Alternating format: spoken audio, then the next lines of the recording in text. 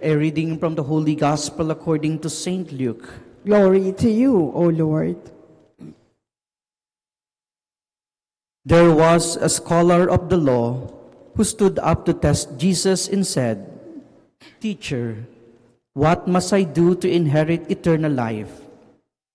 Jesus said to him, "It is written in the law. How do you read it?"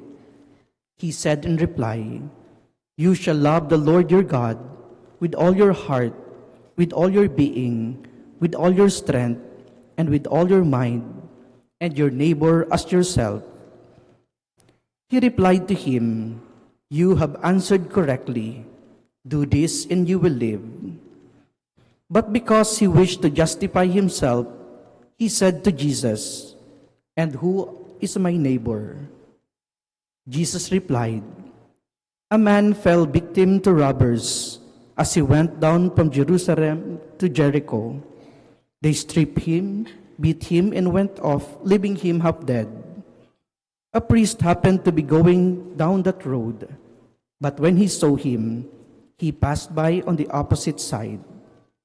Likewise, a Levite came to the place, and when he saw him, he passed by on the opposite side. But a Samaritan traveler who came up upon him was moved with compassion at the sight. He approached the victim, poured oil and wine over his wounds, and bandaged them. Then he lifted him up to his own animal, took him to an inn, and cared for him. The next day, he took out 2 silver coins and gave them to the innkeeper with the instruction, "Take care of him. If you spend more than what I have given you, I shall repay you on my way back." Which of these 3, in your opinion, was neighbor to the robber's victim? He answered, "The one who treated him with mercy." Jesus said to him, "Go and do likewise." My dear brothers and sisters, the Gospel of the Lord. Praise to you, Lord Jesus Christ. Good evening, my dear brothers and sisters. A rabbi once asked his disciples, "How can you know that the night has ended and the day is on its way back again?" So nagtanong yung rabbi dun sa kanyang mga disipulo. Sabi niya, paano nyo malalaman na tapos na yung gabi at nagsisimula na yung bagong umaga? So one of his disciples answered, "When you can see the tree from a distance, and you can tell whether it is a fine tree or an oak tree." So kapag daw nakikita mo na yung puno sa di kalayuan at nasasabi mo na yun ay fine tree or oak tree. But the rabbi said, "No." Another disciple answered, "When you can see an animal from a distance, and you can tell whether it is a sheep or a dog." Kapag daw nakikita mo na yung hayop, sa di ring kalayuan, at nasasabi mo na ito ay tupa or aso. Again, the rabbi said, "No." And so the disciples answered, "What is it then? How can we know that the night is ended and the day is on its way back again?" So paano ba talaga namin malalaman? So the rabbi answered, "When you look at the face of a person and you recognize that he is your brother or sisters. Because if you cannot do this, no matter what time is it is still night for you." So sabi nung rabbi, kapag tumingin ka sa mukha ng tao at nakita mo na siya ay iyong kapatid, alam mo na na nagsisimula na yung bukal ng diwayway. Dahil kung hindi, hindi natin nakikita sa bawat isa yung ating kapatid, maging anong oras man, siguro yun ang maghapon, tayo ay nananatili sa kadiliman. And so, my dear brothers and sisters, we have to see each other as our brothers and sisters. Yun yung panawagan sa atin, I don't know, my dear brothers and sisters, if you had been following the news or just browsing the internet, no, alam ko na you know that there's a lot of things happening around us, di ba? These past days, yung mga nawawalang sabungero, di ba? Other crimes, no, that had happened nung mga nakarang araw lamang. I will not specify, no, baka masyak kayo sa mga nangyari. Pero yung mga nagbabrowse ng internet, alam nila yan. And it is sad, my dear brothers and sisters, no, tatanungin natin ano na ba yung nangyayari sa Pilipinas.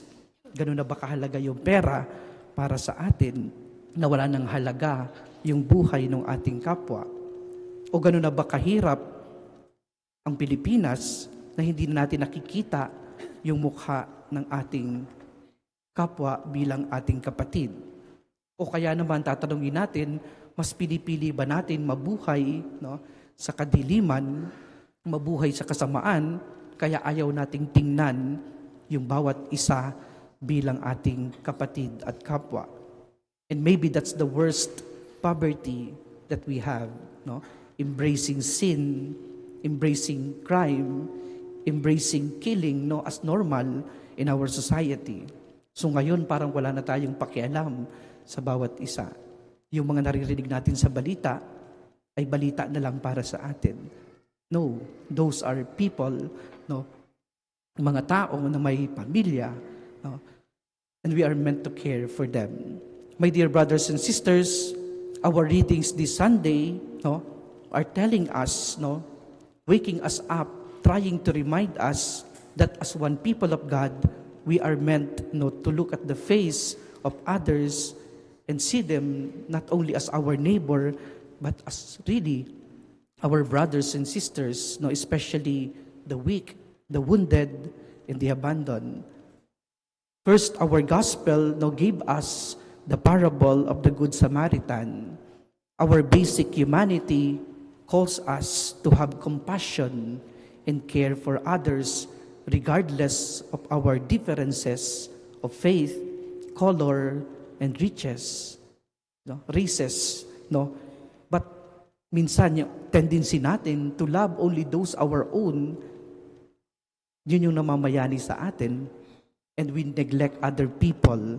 So kung titingnan natin, kung kaya lang nating mahalin, no, yung ating mga kapamilya, yung ating mga kamag-anak, yung ating mga kaibigan, yung ating mga kaalyansa, no, then we are not living as God intended us to be.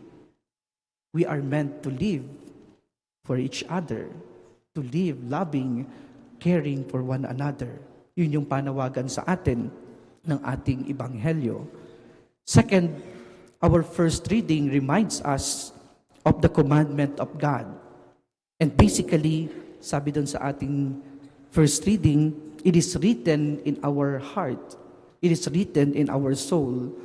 It doesn't need to be memorized and studied.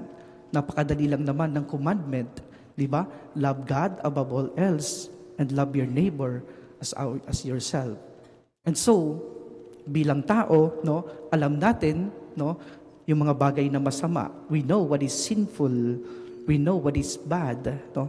We know what is considered crime.